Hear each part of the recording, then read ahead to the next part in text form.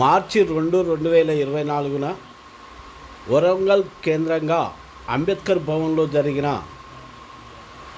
ABMS అమరుల బంధుమిత్రుల సభలో విప్లవకారులపై నిషేధాన్ని ఎత్తివేయండి అనే ఒక నినాదంతో పెట్టిన ఈ సభలో విరసం అధ్యక్షులు అరసవెల్లి కృష్ణ గారు మాట్లాడుతూ ఈరోజు 2 తెలుగు రాష్ట్రాల్లో 60 కుటుంబాలు నానా యాతన పడుతున్నవి అంటూ వివరించారు. అదేవిధంగా ఈ ఎన్ఐఏ ఊపా లాంటి నల్ల చట్టాలను తొలగించాలంటూ ఈరోజు ఈ విధమైన మీటింగ్ పెట్టుకోవటం అంటే ఒక విధంగా ప్రజాస్వామ్యం బతికున్నది అని అనుకున్నా కూడా మనము భ్రమల్లోకి పోతున్నట్టే. ఎందుకంటే ఈ 3 నెలల కాలంలో సీఎం చేస్తున్న కొన్ని విధానాలను మనము గమనిస్తున్నాము. అవి ప్రజాస్వామికంగా కనిపించినా ఆయన మదిలో ఏదో ఉన్నది, అది రేపు తిరిగి ఎడిపోతుందో తెలియదు. అందుకోసం మనము ప్రజలను జాగ్రత్త పరుస్తూ మనము జాగ్రత్తగా ఉంటూ ఈ నిరసన కార్యక్రమాలను కొనసాగిస్తూ ముందుకు పోవాలంటూ వివరించారు. ఒక మిత్రుడు అన్నాడు, తెలంగాణలో కాంగ్రెస్ వస్తే కాసంతసేపు ఊపిరి పీల్చుకోవచ్చు అది అసంబద్ధత కావచ్చు కానీ మనుషులు ఎంతగా విసిగి వేసారిపోయారో ఈ వ్యాఖ్య చేసిన మిత్రుడు సామాన్యుడు కాదు. వైద్య వృత్తిలో సుదీర్ఘకాలం ఉన్న ఒక మిత్రుడు. విసిగి వేసారిపోయిన వాళ్ళు కాసింత గాలి పీల్చుకోవడానికైనా అప్పటికి కాంగ్రెస్ ప్రభుత్వం రాలేదు. కాంగ్రెస్ రావాలి కోరుకున్నారు. చివరి దినాలలో కేసీఆర్ చివరి దినాలలో అతని మీద కూడా విఏపీఏ కేసు నమోదు చేసి కేసీఆర్ అధికారానికి దొరకలేదు. ఇది ఇవాటి ప్రస్తుత స్థితి. అలాంటప్పుడు ఒక 20-30 ఏళ్ళు ప్రజా సంఘాలలో పనిచేస్తున్న వాళ్ళుగా ఈ వెసులుబాటును ఈ కాసింత సమయాన్ని సద్వినియోగం పరుచుతుంది. 2014 తర్వాత భారతదేశ వ్యాప్తంగా ఏం జరిగింది, 2 తెలుగు రాష్ట్రాల్లో ఏం జరుగుతూ ఉన్నది, ప్రధానంగా తెలంగాణలో ఏం జరుగుతుంది, ఇది ఒక ప్రధానమైన అంశం అంటున్నారు. 2014 నుండి 2013 డిసెంబర్ వరకు ఒక ప్రజల ఆకాంక్షకు ప్రతిరూపంగా తెలంగాణ సాకారమైతే ఆ సాకారమైన తెలంగాణలో ఏం జరిగింది? ఒక 10 ఏళ్ల కాలం ఒక కొలబద్ద అనుకుంటే మొత్తంగా సకల రంగాలను అణిచివేసే ఒక కుట్రకు తయారు చేసి ఒక దొరబెట్టడం అనుకుంటాను కదా. నేను చెప్పిందే శాసనం, నేను చెప్పినట్టు మీరు నడుచుకోవాలి. మొత్తంగా అన్ని రంగాలలోనూ అణిచివేత చర్యలకు పూనుకున్నాడు. చివరకు ధర్నా చౌక్ ఎత్తివేసినాడు. 2021లో 16 ప్రజా సంఘాలపై నిషేధం విధించారు. దాదాపుగా తెలంగాణలో క్రియాశీలంగా పనిచేస్తున్న దాదాపు 16 సంఘాలపై నిషేధం ఎత్తివేసినాడు. ఇందాక కాబట్టి ఎస్సీ చెప్పినట్లుగా ఆ నిషేధాన్ని మళ్ళీ వాళ్ళే సహకరించారు. వాళ్ళే నారే ఖర్చుకున్నారు. అది ఈలోపు ఈ సమయంలో మనం చేయవలసిన పనులు మనం చేసినాం. ఈ 16 సంఘాలు చేయవలసిన పని మనం చేసినాం. చీఫ్ సెక్రటరీకి ఉత్తరాలు రాసినాం, ఒక డాక్యుమెంట్ సమర్పించినాం. అంటే ఈ 16 సంఘాలపై నిషేధం ఎత్తివేయమని మనం ఎట్లా మాట్లాడాలో అన్ని వైపుల నుండి అన్ని పాయల నుండి మనం మాట్లాడాలి. దానికి ప్రభుత్వం చీఫ్ సెక్రటరీ, ఆనాటి చీఫ్ సెక్రటరీ విలేకరుల సమావేశం ఏర్పాటు చేసి ఈ 16 సంఘాలపై నిషేధం ఎత్తివేస్తాం ప్రకటించారు. బహుశా ఒక ప్రజాస్వామ్య భావన గల ఒక పాలకుడు, ఉద్యమ అభినవేశ గల ఒక పాలకుడు ఈ 10 ఏళ్ల కాలంలో ప్రజా సంఘాలని ఎంతగా అణిచివేయాలో అంతగా అణిచివేశారు.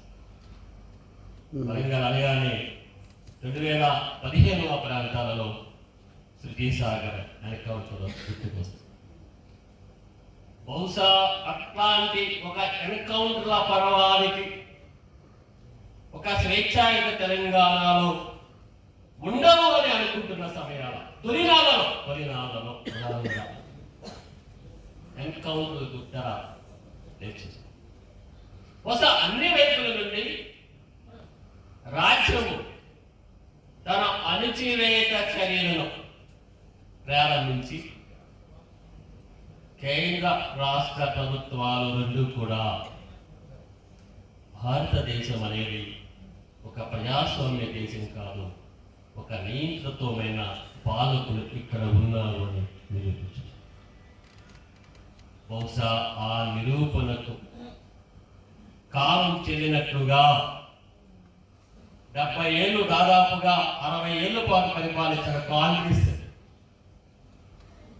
ప్రజాస్వామ్య పునరుద్ధరణ అనే ఒక కొత్త పల్లవిని అందుకుని అధికారంలోకి వచ్చింది.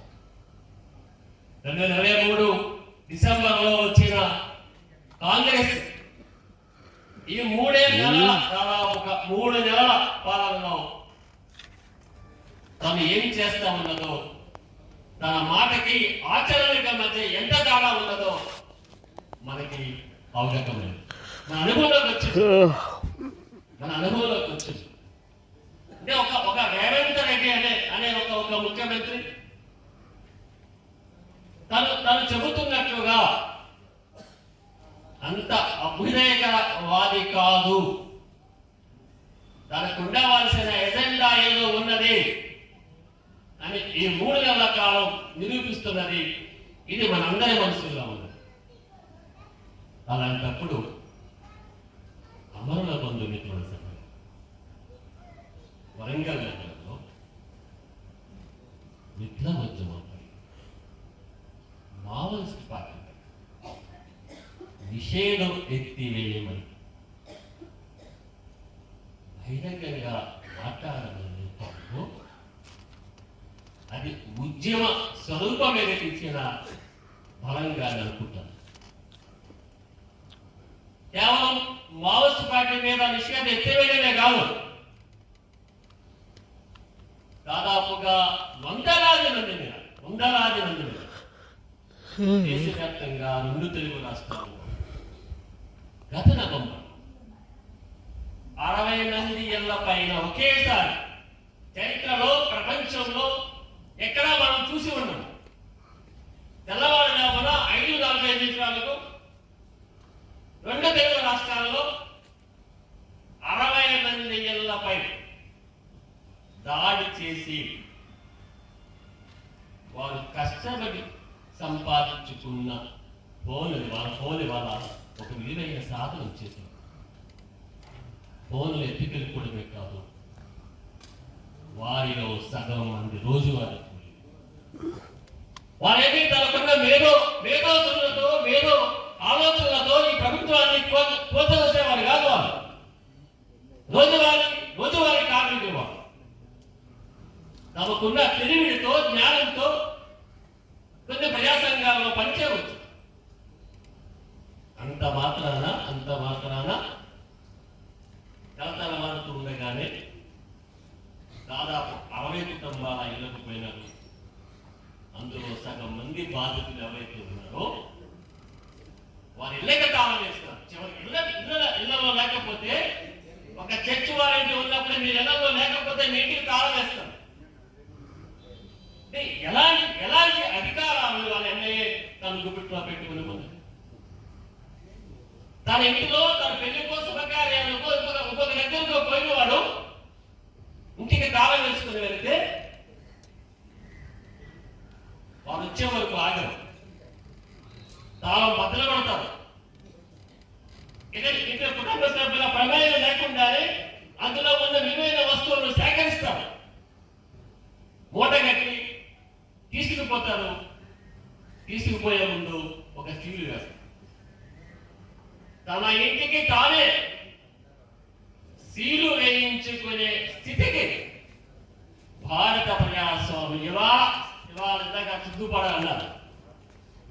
ఘనత వహించిన భారత ప్రజాస్వామ్యం ఇవాళ సిగ్గుపడ. రోజువారీ కూలీ కార్మికుడు ఏం చేస్తుంది? ఇంత పెద్ద భారత ప్రజాస్వామ్యాన్ని అక్కడ కూర్చునేలా అందరిలో సరిపోయిందా? మళ్ళీ 50 మందికి మాదాపూర్లో ఎన్ఐఏ ఆఫీసు ఆయన ఒక సిఆర్పిసి నోటీసు 141 నోటీసు జారీ చేస్తారు. అతనికి తన ఇల్లు దాని ఎక్కడికి పోవాలో తెలియదు. మాదాపూర్ పోవాలి, మాదాపూర్ లేదా ఎన్ఐఏ ఆఫీస్ దాదాపు 2-3 సార్లు మాదాపూర్ ఎన్ఐఏ ఆఫీస్కి వెళ్ళాలి.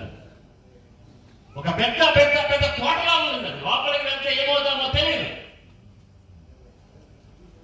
అలాంటి కోటలోకి వెళ్ళిన తర్వాత 40 మంది నేను అడిగాను ఆ డిఎస్పీ, వారు రోజువారీ కూలీలైన వాళ్ళు, నేనంటే ఏదో 2000-1500 ఖర్చు పెట్టుకుని బెల్వాడికి వచ్చారు, కానీ వాళ్ళు రెక్కాడితే కానీ డొక్కాలి.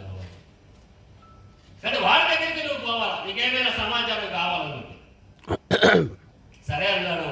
మంగళగిరిలో మళ్ళీ అన్నయ్య పోలీస్ స్టేషన్ ఉంది, అక్కడ కొంతమంది రకరకాల ప్రశ్నలతో వేధించాడు. బహుశా ఈ స్థితిలో తమకు ఇష్టమైన రంగంలో పని చేసుకోవాలని ఆలోచన కలిగిన వాళ్ళు, మొదలుపడుతున్న వాళ్ళు, ప్రజల కోసం తమకున్న కొద్దిపాటి సమయాన్నైనా త్యాగం చేస్తున్న వాళ్ళు, వారిని భయపెట్టి, వారి కుటుంబ సభ్యులను భయపెట్టి, వారి పిల్లలను భయపెట్టి మీరు ఈ రాజకీయాలకు దూరంగా ఉండండి, మీరు నిరసన సభలకు దూరంగా ఉండండి, మీరు అమర బంధుమిత్రుల సభలకు దూరంగా ఉండండి, మీరు పౌర హక్కుల సంఘం సభలకు దూరంగా ఉండండి. మీకు ఇష్టమైన వ్యాపకాన్ని మీరు సినిమా చూస్తారా, నాటకం చూస్తారా, మీ ఊరిలో ఏదైనా ఒక ప్రదర్శన చేసుకుంటారా, లేదా మీ ఇంటి చుట్టూ ఉన్న పరిసరాలలో ఒక జ్ఞానాన్ని కల్పిస్తారా అని మీ ఇష్టం, మాకేం సంబంధం లేదు. కానీ ఒక రాజకీయ భావజాలాన్ని కలిగి ఉండడం ఒక నేరమని ఎన్ఐఏ వాళ్ళ ప్రబోధిస్తారు. ఎన్ఐఏ తన పనిని దాటి ప్రజా సంఘాలలో పనిచేసే మనుషుల మానసిక స్త్రీయ నియంత్రణ చేస్తా ఉన్నారు. వారిని ఒక మానసికమైన వృత్తిలోకి వెళ్తా ఉన్నారు.